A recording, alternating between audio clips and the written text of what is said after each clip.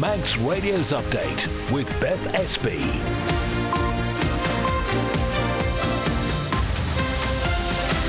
Well, Faster Mai, good evening. Welcome to Update, your daily dose of what's been happening news-wise on the island in under half an hour. So coming up before 5:30, the Ramsey MHK Laurie Hooper says government has lost the plot, a claim the Chief Minister has dismissed as ridiculous. We'll bring you the latest on this escalating political row. Also tonight, the Chief Constable's annual report reveals encouraging crime statistics. We'll break down some of the key findings. If you're heading to Spain this summer, we've got some essential travel insurance advice that you won't want to miss. And once again, we'll have the very latest live from Orkney and the Island Games. All that, the traffic and the travel, the weather as well. It's getting a little bit blurry out there. And if you'd like to get in touch, we'd love to hear from you. studio@manxradio.com. We'll start with a roundup of the news headlines with Siobhan Faster Mai. Faster Mai. An MHK has labelled Alfred Cannon's administration dishonest and incompetent as a row emerges following the approval of £15.3 million of additional funding for health. Ramsey MHK and former Health Minister Laurie Hooper told Manx Radio government has lost the plot. They are trying to pretend that we can carry on the way we are, that their decisions that they're making are not going to have real consequences for real people, and they're trying to plug the gap with these end-of-the-year supplementary votes. Well, in response, here's Alfred Cannon. I think it's very rich coming from Laurie Hooper, who seems to think everybody is imperfect and everybody is wrong except himself. Frankly, I think Laurie Hooper's being ridiculous. And as Beth said, there'll be more on this in the upcoming programme. The mother of Daniel Boyd says she's immensely proud following the approval of legislation to create an opt-out organ donation system on the island. The Human Tissue and Organ Donation Act passed its final hurdle in Tynwald this week, with the change due to come into force from the 1st of January 2026. And creative projects that celebrate the Manx language could be eligible for a grant from Culture Vannin. It's offering 30 grants of up to £500 as part of its Traitcht initiative. Further afield, the UK-wide voting age has been lowered to 16, which the Lib Dems and SNP like, but the Tories and Reform don't. It's also gone down differently too amongst teens at a London skate park. The people that I'm friends with definitely care about politics and about who's in government. You kind of have to actually listen, watch the news. Kids our age don't really want to do that. I don't know if we're developed enough to really know what we're talking about. I mean, 16. I'm just skating right now. I don't even have a job. It's reported 3 people have now died when Gaza's only Catholic church was hit by an Israeli airstrike, and the UK Prime Minister has remarked on the closeness of the UK and Germany as the two countries sign a new treaty. They're your headlines, news at 6. Thank you very much indeed, Siobhan. Now the weather brought to you by Manx Glass and Glazing. And honestly, just looking out the window here, it's so misty over Douglas Bay. This evening, essentially, it's going to be dry, but some northern and western parts are going to see some further sunny intervals. Elsewhere, low cloud and mist is likely. There will be a few outbreaks of rain developing for a time tonight. Lowest temperatures will be around 14. Tomorrow it will start cloudy and again quite misty, but it will be dry. Sunny intervals gradually developing. Light or moderate south or southwest winds, and maximum temperatures will be 20 or 21. Looking ahead to the weekend, mostly dry with sunny intervals on Saturday. Just the slight risk of a few outbreaks of rain later on, but the rain is more probable at times on Sunday. Sunset this evening, 9:41. Sunrise tomorrow morning, 8 minutes past 5. Manx Glass and Glazing can supply and install single, double and triple glazing. Call 674 573 or visit the showroom on the Snugborough Trading Estate. Simply Income Protection from Kestrel Insurance. A choice of benefits. Simple underwriting and peace of mind with a regular income for up to 2 years if you're unable to work due to illness or injury. Kestrel Insurance is registered with the Isle of Man Financial Services Authority. Carpetland, the carpet specialist with the island's best value carpets in stock, often fitted within a week. Furnitureland for 3-piece suites, dining and living room furniture, and a selection of amazing beds. Carpetland and Furnitureland, West Street, Ramsey. Manx Mobility and Onken have it all. Daily living aids, wide-fitting shoes, rise recliners, beds and scooters, including lightweight and airline-approved models. Call in and see how our expert team can make your life easier. Manx Mobility at the top of Summer Hill. The exclusive Karcher store is open with thousands of products, accessories and parts in stock. For Karcher sales and service, Hersham Electrical, Shipyard Industrial Estate, Ramsey. You're listening to Update here on Manx Radio. It's coming up to 5:05. Tynwald finished about an hour and a half and so ago. We will bring you the very latest on what's been happening in that in our Tynwald in Brief podcast. If you missed any of this week's sitting, even if you were sat in the court, then you'll be able to listen back and find out what the main talking points were. Now, we're going to stay with a political theme because I cannot believe anything this government tells us anymore. This administration has just lost the plot. Those are the sentiments of the Ramsey MHK and former Health Minister Laurie Hooper, who's been critical of a number of decisions made in Tynwald this week, as well as criticising the Health Department's approach to a motion seeking an additional £15.3 million. The Liberal Vannin leaders hit out at the 18 MHKs and 6 MLCs who voted against an amendment that would have recognised the cost of living when setting a minimum wage. He's been talking to our political correspondent Phil Gaughan. They are just being dishonest with people about what they're doing. They are trying to pretend that we can carry on the way we are, that their decisions that they're making are not going to have real consequences for real people, and they're trying to plug the gap with these end-of-the-year supplementary votes. I mean, I just cannot believe anything they tell us anymore. I have zero confidence in her ability, not just to turn this around, but just generally. I think we have an incompetent administration that was being proven time and time again. We've just had a massive debate on the living wage, where the government's own report contradicted some of the things the minister was telling Tynwald. This administration has just lost the plot completely. You're talking there about slashing services, reducing, lengthening waiting lists. Is that just wishful thinking on your part, or is that really happening? That's what they explicitly said they were doing in their mandate and operating plan. Manxcare's response to that was, do you not realise this will push up A&E wait times as well? Now, the Minister may not be aware of what's in her own documents, but that is exactly what they've proposed to Tynwald. That is exactly what they've instructed Manxcare to do. And in terms of building bridges, trust me, I have been trying to do that for my entire time in Tynwald Court, but we've reached the stage where, like I said, because I can't trust what I'm being told by ministers, it is very hard to engage in any sort of constructive dialogue when you know full well the rug is going to be pulled out from under you. That is the Laurie Hooper, the Ramsey MHK, former Health Minister, the head of the Liberal Vannin Party as well. He makes several references there to the Health Minister, and we have invited Claire Christian to speak to us and to react to some of those comments. And she did say she would. I'm just waiting to hear whether that interview has been done yet. So I guess the question now then is this government fundamentally dishonest? Well, that is something Phil put to Chief Minister Alf Cannon. I think it's very rich coming from Laurie Hooper, who seems to think everybody is imperfect and everybody is wrong except himself, and unless he's been specifically involved in that particular piece of legislation or the particular piece of policy. Frankly, I think Laurie Hooper's being ridiculous in his statements and his allegations, that people are being dishonest. It's just frankly not the case. We're not even into election year yet. Are you expecting that more members will start making more outspoken and saying more outlandish things? There are those of us that want to work and want to carry on working and will continue to work and give absolutely every ounce of energy and commitment that we have and continuing to deliver. And if Laurie Hooper and others want to sit on the outside and throw rocks for the next 12 months on the basis that that's the foundation of their election campaign, they're absolutely welcome to it. Well, that is the Chief Minister, Alfred Cannon, talking to Phil there. You can find out much more about this story and hear the interviews in full at manxradio.com. And as you would imagine, on our social media pages, there's been a lot of comment from you about it as well. So we're just really wondering what you think, whether you are Team Laurie or Team Chief Minister, as Ben put it on breakfast this morning. 166 177 studio at manxradio.com if you'd like to get involved in the discussion. Coming up to 9 minutes past 5. Now, are you planning a trip to Spain this summer? Because if so, you need to be aware of some new regulations that were introduced by the Spanish government in relation to insurance cover. And essentially, you could face a hefty fine if you arrive in the country without proof of adequate cover for your visit. Natasha Beaumont is from Kestrel Insurance, and she's been talking to Simon Richardson about these changes. So the UK Government Foreign and Commonwealth Office have their own website, which actually provides travel guidance for most countries around the world for UK residents. And obviously on the Isle of Man, we can use this as well.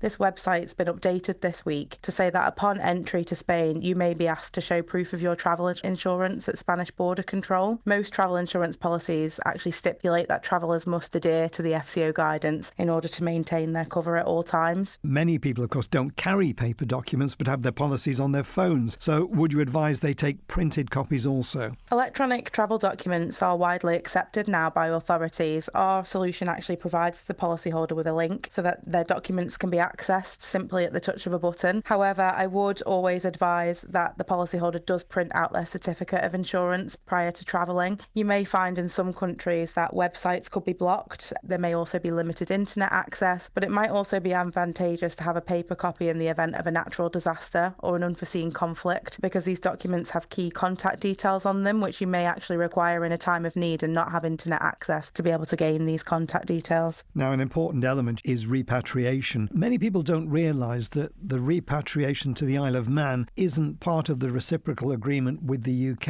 is it? No, that's correct. The Reciprocal Healthcare Agreement provides medically necessary healthcare within the UK for a period not exceeding and not expected to exceed 6 months. However, it does not include repatriation.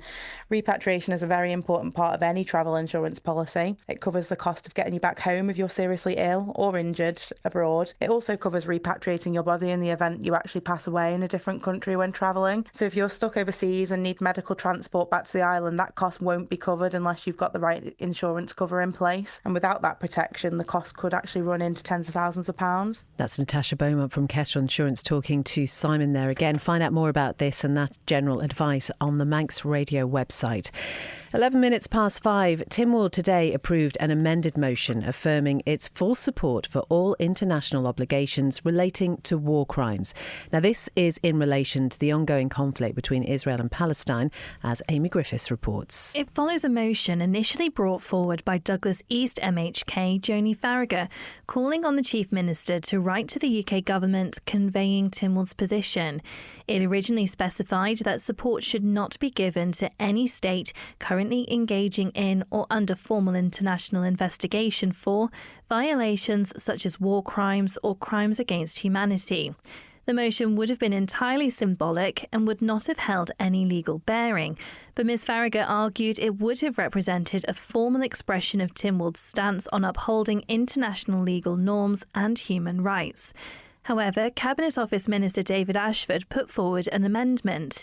It featured the following points: affirming Tynwald's full support for all obligations under the various treaties and conventions relating to war crimes, condemning restrictions on the humanitarian delivery of food, water and medicines to civilians during conflict, endorsing the UN's resolution on the Israel-Palestine conflict, and supporting the joint statement from the UK, France and Canada opposing any attempt to expand settlements and calling for an immediate ceasefire in Gaza.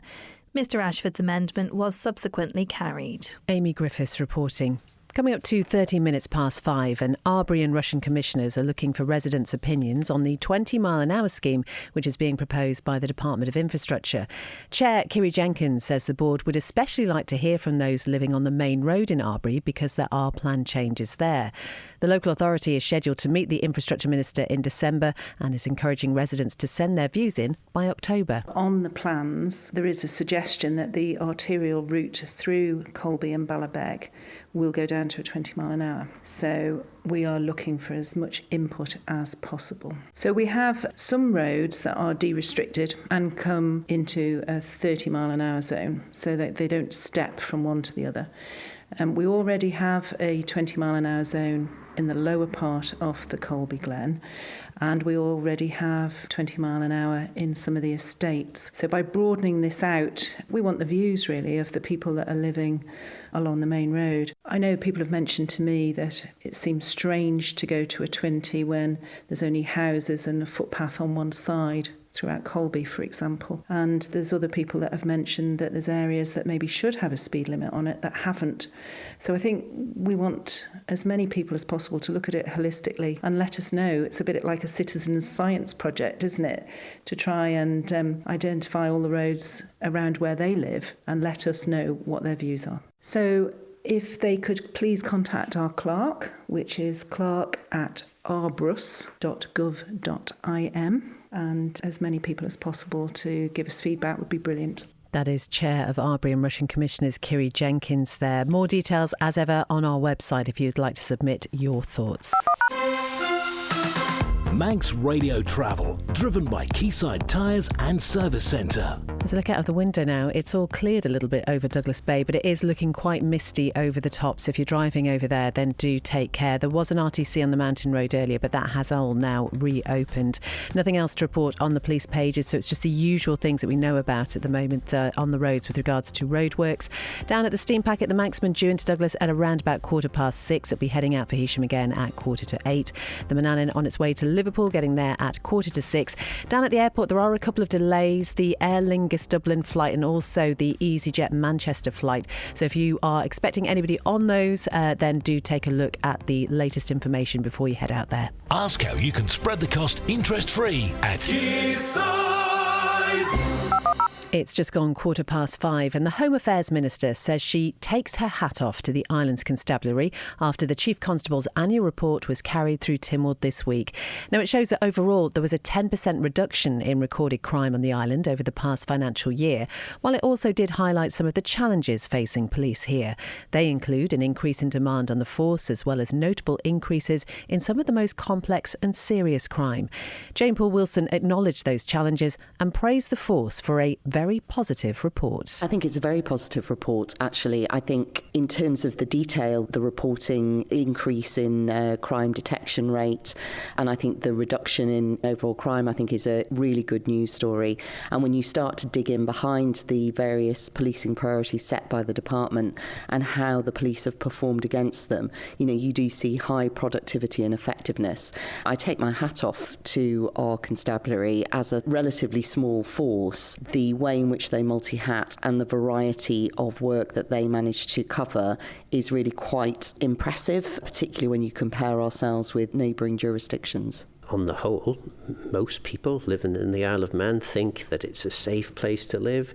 There is, though, the concern that perhaps organised crime may be seeing the Isle of Man as an opportunity. So I think we've seen over the last few years the evolving nature of threat and risk to the island. And I think you're absolutely right that the activity of serious and organised criminals has been recognised. And I would say that's exactly why we've worked so hard with the Securing Our Island strategy to be able to respond to that. And it's multi-layered. I think it's absolutely the right thing. And in fact, you will see from the annual report that the number of disruptions have gone up significantly in the reporting year. But also, we want to provide a deterrent to those who would seek to try and exploit the island. And as part of our ongoing work, we have got the rollout now of automatic number plate recognition at the ports, which again is an important way of using intelligence to yield meaningful impact. That's Home Affairs Minister Jane Paul Wilson talking to Phil there. 5:17, and it's hoped a new charity on the island will help support people with mental health issues before they reach crisis point. Preferred Futures Isle of Man has been set up by qualified mental health nurses and professionals, and it really focuses on early intervention and non-judgmental support, and is working to create a recovery cafe for people needing help. Mel Beattie is chair of the trustees, and Mark Hayth is one of the mental health nurses who helped set up the charity, and they've been talking to Amy. I think we need to look slightly out of the box and do things differently, and that we probably need different services in conjunction with standard statutory services. So it's not a case of doing more, it's doing something different. And that would be working around one of our key aims, which is to create what's called a recovery cafe. And that means normalising, allowing people to come to a space up to 7 days a week so they can support each other through peer-to-peer support and also for some professional engagement as well, rather than ending up in mental health services because they're so isolated. Because how important is that to mental health recovery and resilience? Entirely so, I think. If you think about an effective service, a person might get to see a worker 1 day a week for an hour, which is really important to discuss difficult things, but what do we do with the rest of the week? And these services that differ, that change in mindset around services being seen to be much more effective for treatment, but also much more cost effective, because we could be working with, say, 50, 60 people a day or more. We identified quite early on that some people end up needing in mental health care due to physical conditions and maybe diagnoses, things that are going on for them. And actually, if there was a forum or somewhere they could go to discuss openly how they feel, away from family members, in a more private setting, and also with people who are experiencing similar or the same, there's nothing more valuable in that. And we talked about that sense of community and feeling like you're not alone. That was kind of a key way that we thought we could do that, through opening up support groups. We would have mental health professionals there to help coordinate that and guide those conversations. But essentially, the care comes from within. That's Mel Beattie and also Mark Haith, both talking to Amy. And you can find out more about the charity on their Facebook page. It is Preferred Futures Isle of Man. And as ever, you can find out more about it on our website as well. OK, so coming up to 5:20, time to head to Orkney now and join our sports editor, Rob Pritchard, to find out how things are going for the Manx athletes in the Island Games. You're at the golf ground, I understand, Rob. I am indeed. You join us at the serene surroundings of Orkney Golf Club for very good reason, because in the last 10 minutes, the Isle of Man men's golf team have won not one, not two, but 3 medals here this afternoon. It is individual gold for Daryl Collister. He's been right at the sharp end of this tournament throughout the week. And in second place and getting silver, his teammate Rob Noon in the individual. Also finishing inside the top 10 in the men's individual standings, where their other teammates Liam Cowan and Chris Neen. And all their good performances mean that they have also been awarded the team gold medal as well here. So hopefully I'm going to be hearing from the quartet of Collister, Noon, Cowan and Neen in the next few minutes. And we will have that for you on Manx Radio Sport Facebook page shortly. In total, there have been 7 medals for Team Isle of Man this afternoon. The medals elsewhere: we've had bronze in the archery once again, the mixed compound team event, the Isle of Man archery team. In the cycling, it was team silver for the men's mountain bike team in the mountain bike cross country. In gymnastics, we had 2 Isle of Man women's athletes involved in the women's all-around medals. Amara Brogan won joint gold, whilst Anya Matthews won bronze.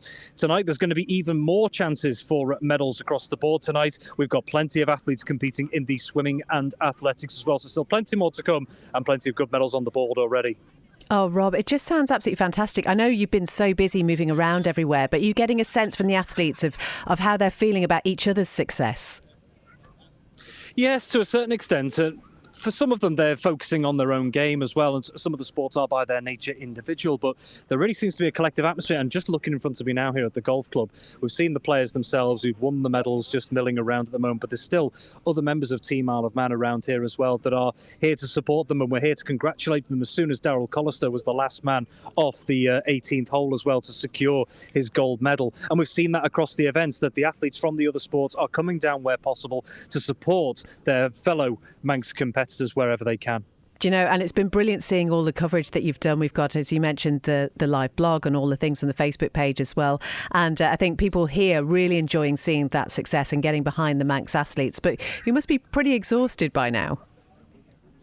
Do you know what? With how busy the days are, it all just seems to roll into one. It hasn't affected me, I would say, but it really has just been a whirlwind of a week in terms of times. It only feels like 2 hours ago that we were at the opening ceremony last Saturday, but we're on the penultimate day, coming close to the end of the penultimate day, if you like, before the final events tomorrow. And then, of course, the closing ceremony in just over 24 hours' time. It has been a whirlwind, but all round a very successful whirlwind so far for Team Isle of Man. And with their current medal total, they've actually now passed the half century, because that is now 52 medals in total, and hopefully still more to come this evening. Wonderful. Sports editor Rob Pritchard, thank you very much. Very quickly, is it okay again weather-wise there at the moment? It's been absolutely gorgeous. The temperature's just dropped a little bit. There's a little bit of a breeze around Orkney Golf Club, but you know what? That's a little bit of respite for me, because the sun spray and cap have been my best friend across the week, and they have been again today. But just seeing that temperature drop a little bit means maybe I won't have to go through another coating of sun spray this evening. Who knows? Who knows indeed. Rob, thank you very much indeed. And as ever, Rob will be back with you on Breakfast tomorrow with all the latest from what happens tonight.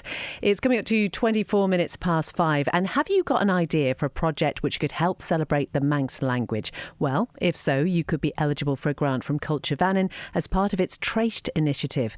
Now, this is to mark a year-long celebration next year, as the year of the Manx language is in 2026.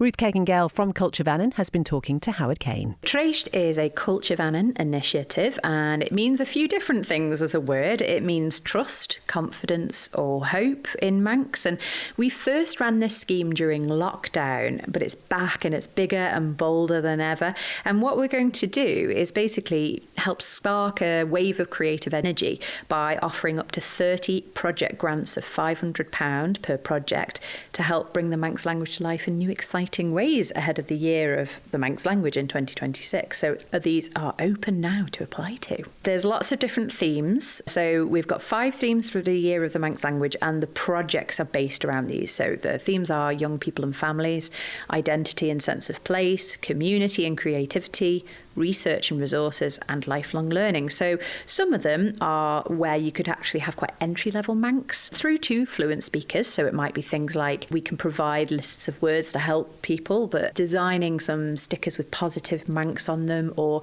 running a short course for absolute beginners in Manx, creative writing, poetry or short stories in Manx, creating songs in Manx, or maybe coming up with a learning resource.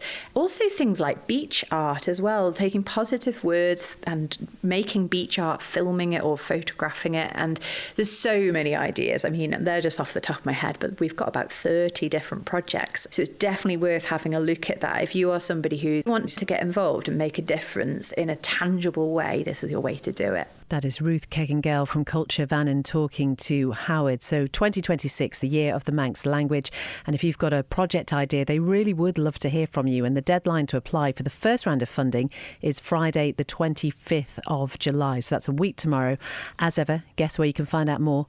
manxradio.com. But they really are open to any ideas, as Ruth says, and they're such a welcoming organisation as well. So there will be no idea that's too off the wall that it won't be given some consideration. So definitely get in touch if you have something percolating at the back of your brain. That is pretty much all from Update this evening. Remember that for the very latest on how the Island Games in Orkney is going, you can visit our sports page on Facebook this evening. There's also the blog there as well, and the very latest updates will be on the website. And great news for the golfing teams there. 3 medals in the past hour or so, so they're all doing fantastically well. And I say, penultimate day tomorrow. It doesn't seem like it's been 2 minutes, does it, since the opening ceremony? And Rob was rubbing shoulders with Lorraine Kelly. We'll hear all about that when he's back, I'm sure. But that is all from Update tonight. Coming up next, it's Shaq Lair with Marilyn Crellin. Then, if you are a fan of Greatest Hits, you're in for a treat this evening, because Chris Kinney is here live from 6 until 10. And that's because we've got those 2 by-elections happening, one in Ramsey, one in Port Erin. The polls are still open until 8 p.m. and we will be bringing you the results as soon as they happen this evening. So if you're in any of those areas and you want to know who the successful candidates are, then do stay tuned to Manx Radio.